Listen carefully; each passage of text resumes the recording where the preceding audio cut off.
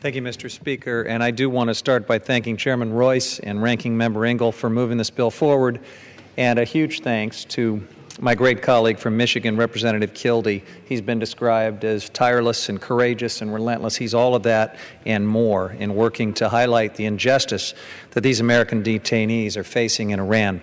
Now, one of these detainees, Jason Rezaian, has been mentioned as having grown up in California. He actually grew up in my district. I have gotten to know his family, and in some way I feel like I've gotten to know Jason at least a little bit through this tragic situation. So I know something about the terrible hardship that he and his family have been going through for this past year.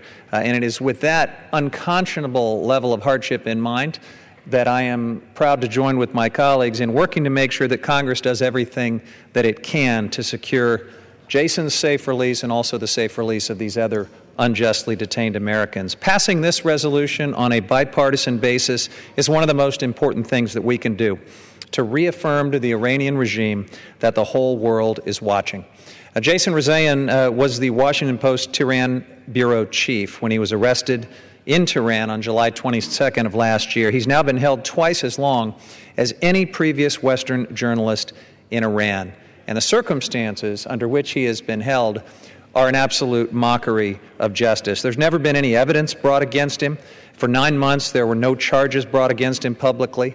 Jason was denied the most basic rights, denied access to a lawyer for months, denied bail after he was charged, and held in solitary confinement after his investigation ended. Jason's family members and his fellow journalists have been fierce advocates for his freedom.